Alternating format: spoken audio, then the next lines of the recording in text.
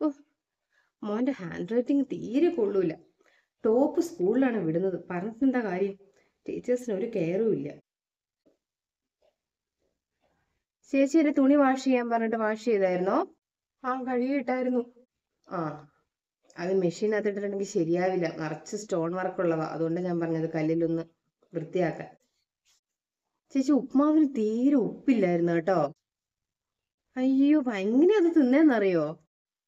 ചേട്ടനാണെങ്കിൽ തിന്നാണ്ടാണ് പോയത് രാവിലെ. കൊച്ചിനും ഇഷ്ടപ്പെട്ടൊന്നുമില്ല. അതെങ്ങനെയാ, പിശുക്കല്ലേ? കയ്യിൽ നിന്ന് വല്ലതും വീഴുവോ? ഈ ഉപ്പിനൊന്നും പിശുക്കുണ്ടല്ലോ. അപ്പോ അത്രയും വിലയുള്ള സാധനമൊന്നും അല്ല ഈ ഉപ്പ്. വായിക്ക് ചെറിയ കയ്പുണ്ടായിരുന്നു അമ്മേ, അതുകൊണ്ട് ഈ ഉപ്പ് കുറഞ്ഞത് എനിക്ക് ശ്രദ്ധിച്ചില്ല, എനിക്ക് തിരിഞ്ഞില്ല ഉപ്പ് കുറവാന്ന്. അതെന്നാ കാണിച്ചിട്ട് ഇപ്പൊ വായിക്കകത്ത് കയ്പ് വരുന്നത്?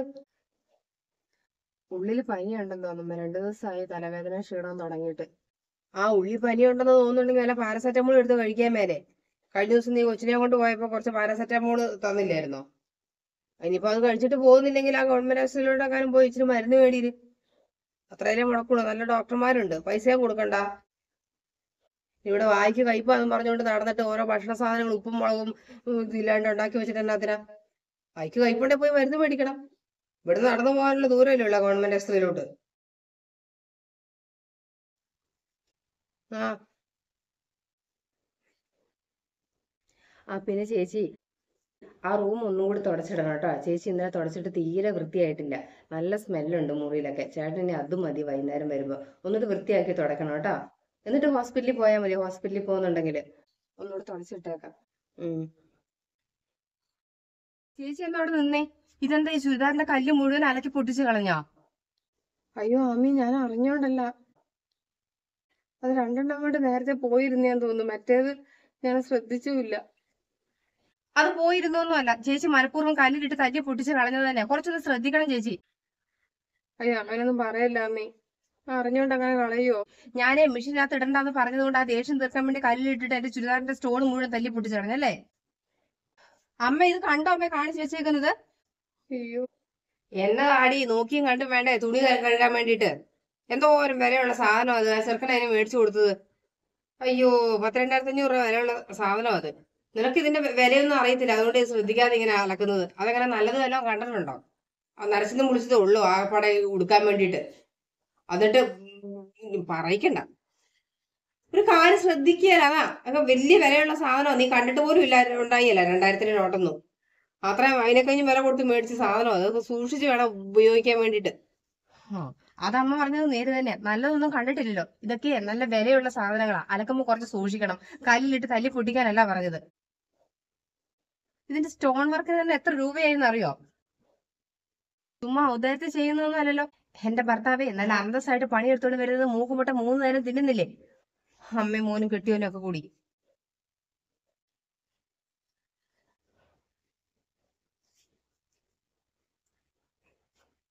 ആ, എഴുതും മോനും.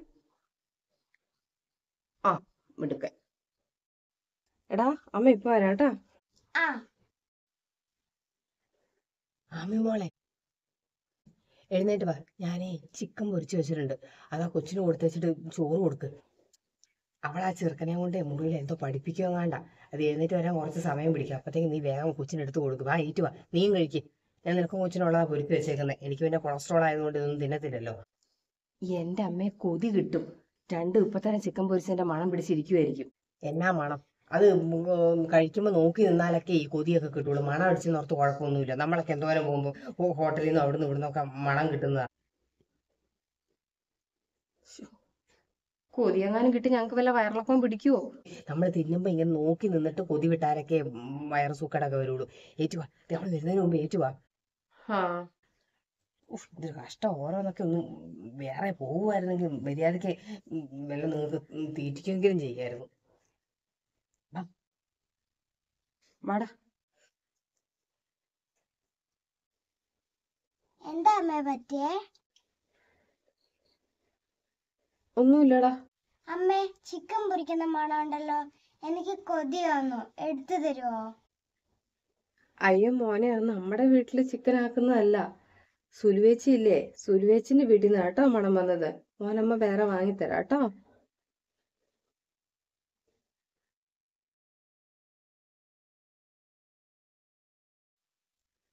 ഡാ, നിന്നോട് ആരാടാ പറഞ്ഞ കണ്ണന്റെ കാർ എടുത്ത് കളിക്കാൻ? നിനക്ക് എപ്പോഴും ഒരു സൂക്കടാണല്ലോ അവന്റെ എല്ലാ സാധനങ്ങളും എടുത്ത് കളിക്കാൻ വേണ്ടിട്ട്. നീ നാളെ അവന്റെ ആ ജീപ്പിന്റെ സൈഡ് പൊട്ടിച്ചില്ലേടാ? നീ അല്ലേടാ പൊട്ടിച്ചത്? നിനക്ക് വേണമെങ്കിലേ നിന്റെ അച്ഛനോട് വാങ്ങിത്തരാൻ പറ. എന്റെ മോന്റെ എടുത്ത് കളിക്കണ്ട കേട്ടോ. എടുത്തു വെക്കണം അവിടുന്ന്. എനിക്ക് വേണ്ട. ഇങ്ങോട്ട്. ഞാൻ എടുത്തു പോയതാ. നീ മേലെ അവന്റെ ഒരു സാധനത്തെ തൊട്ടു പോയിട്ടുണ്ടെങ്കിൽ നിന്നോട് പറഞ്ഞുതരാം. അവന്റെ അച്ഛനെ ഇന്നലെ മുട്ടായി കൊണ്ടു കൊടുത്തപ്പോഴേ നിന്നോട് ആരാടാ കൈ നീട്ടി മേടിക്കാൻ പറഞ്ഞേ? ഇനി മേലെ മുട്ടായി കൊണ്ടുവരുമ്പോ തന്നിട്ടുണ്ടെങ്കിൽ ഉണ്ടല്ലോ വേണ്ടാന്ന് പറഞ്ഞോളാം കേട്ടോ. നിന്റെ അച്ഛനെ കൊണ്ടു തരുമ്പോ നീ അങ്ങ് തിന്നാ മതി. അയ്യോ, കൈ നീട്ടി അങ്ങ് മേടിക്കുന്ന കൊച്ചച്ഛൻ തരുമ്പോ.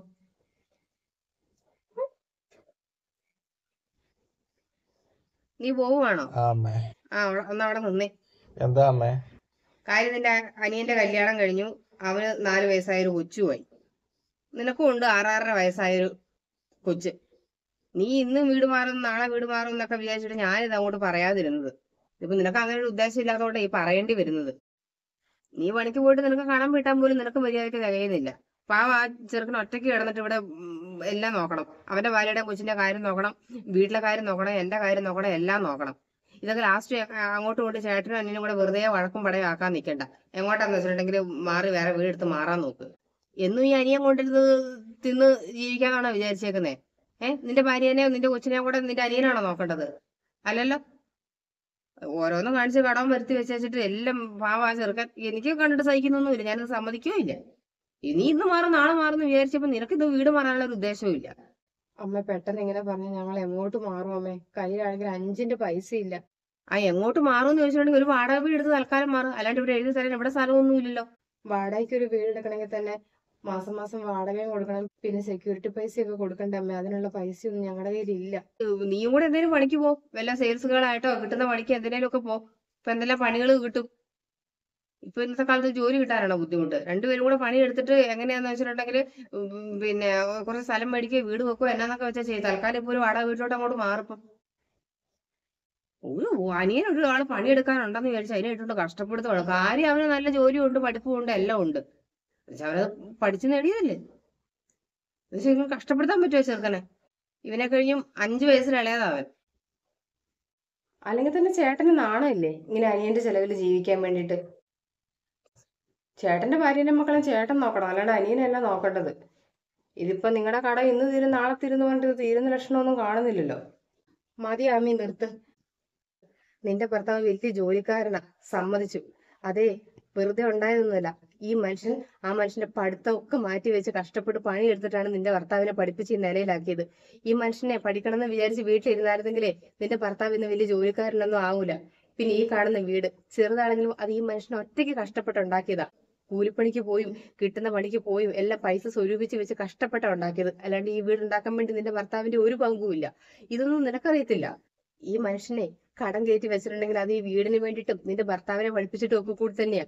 ഇനിയിപ്പോ ചെയ്തതും കൊടുത്തു പോയ കാര്യങ്ങൾ നീ ഇങ്ങനെ കണക്ക് പറയേണ്ട കാര്യമൊന്നുമില്ല. നീ ഇങ്ങനെ ഓതി കൊടുക്കുന്നുണ്ടാവും അവൻ ഓരോന്ന്. ചേട്ടന്മാരായിട്ടുണ്ടെങ്കിൽ അനിയന്മാരെ പഠിപ്പിക്കുകയും അനിയന്മാരെ നോക്കുകയും വീട് നോക്കുകയും ഒക്കെ ചെയ്യണം. അതിനത്ര മാത്രം കണക്ക് പറയാനൊന്നുമില്ല. അമ്മ വിഷമിക്കണ്ടമ്മേ. ഇന്ന് രാത്രി ആകുന്നതിന് മുമ്പ് ഞങ്ങൾ ഇവിടുന്ന് മാറി തന്നിരിക്കും. ഞങ്ങൾ തന്നെ മാറിക്കോളാമേ. മാറിയാ മതി. മാറണമെന്നേ ഞാൻ പറഞ്ഞോളൂ. അതെ, മാറിയാ മതി.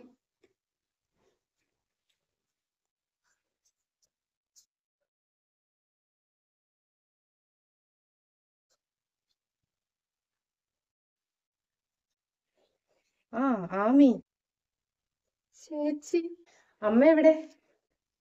അമ്മ കട്ടിലെന്ന് എഴുന്നേക്കാറില്ലേ ചേച്ചി? കഴുത്തിന് താഴോട്ട് മൊത്തം തളർന്നു പോയി. അങ്ങനെ കിടക്കുന്നുണ്ടെന്നേ ഉള്ളൂ. ഭക്ഷണമൊക്കെ വാരി കൊടുക്കണം. അവന്റെ വിവരങ്ങൾ വല്ലതും അറിയുന്നുണ്ടോ? അങ്ങനെ എപ്പോഴും വിവരമൊന്നും കിട്ടൂല ചേച്ചി. കരയണ്ട. കമ്പനിയിൽ തിരിമറി കാണിച്ചിട്ടില്ല ജയിലിൽ പോകേണ്ടി വന്നത്. അതും നമ്മുടെ നാട്ടിലല്ല, പുറം രാജ്യത്താ. അവൻ പുറത്തു പോയതൊന്നും ഞങ്ങൾ അറിഞ്ഞില്ലായിരുന്നു. ഒരു ദിവസം മാധവിയമ്മായി അതിലെ കൂടെ വന്നപ്പോഴാ പറഞ്ഞേ. അനിയൻ പുറത്തോക്കി കയറി പോകുമ്പോൾ ഒരു വാക്ക് പറയാത്തതിൽ ചേട്ടന് ഭയങ്കര വിഷമം ഉണ്ടായിരുന്നു. ഞാനാ പറഞ്ഞ സാരമില്ല, എന്തെങ്കിലും സഹായം ചോദിക്കുന്ന കരുതി പറയാതെ പോയതാന്ന്. കുഴപ്പമില്ല, നല്ല കാര്യം എത്തിയല്ലോ. അല്ല, എന്താ പറയുന്നേ അവര്? ഇവിടെ ഉണ്ടായിരുന്ന കാശ് മുഴുവനും ബാങ്കിലുള്ളതും എല്ലാം അയച്ചു കൊടുത്തു. എന്റെ സ്വർണം എല്ലാം എടുത്തു. അതൊന്നും പോരെന്നാ പറയുന്നേ. ഇനി എന്ത് ചെയ്യണമെന്ന് എനിക്ക് അറിയത്തില്ല. മോനെ ഗവൺമെന്റ് സ്കൂളിലേക്ക് മാറ്റിയല്ലേ? അത് മാധവിയമ്മായി പറഞ്ഞതാ. ഞാൻ അമ്മേനെ കാണട്ടെ.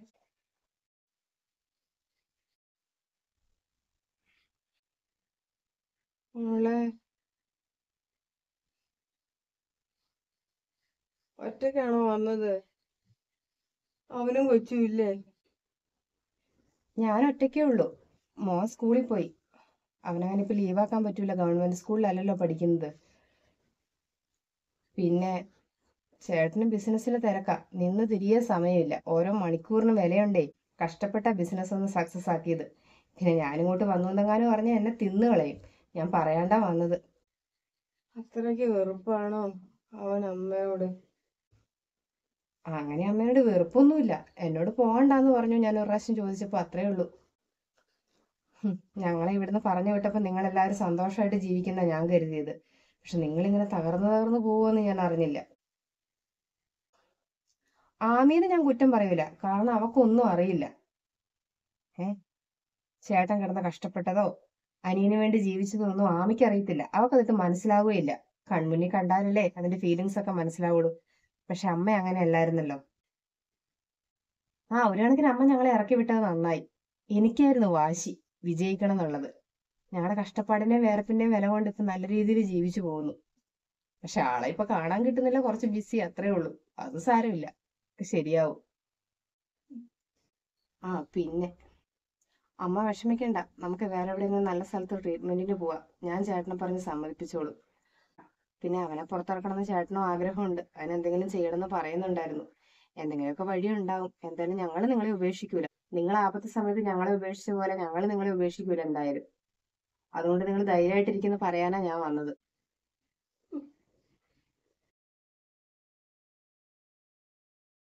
ചെറിയ വീടാണെങ്കിൽ അത് ഈ മനുഷ്യന്റെ വേർപ്പ് കൊണ്ട് ഉണ്ടാക്കിയതാ. നല്ല പ്രായത്തിൽ അച്ഛനങ്ങ് മരിച്ചുപോയി. അപ്പൊ ഈ മനുഷ്യൻ കഷ്ടപ്പെട്ട് ജോലിക്കും പോകാണ്ട്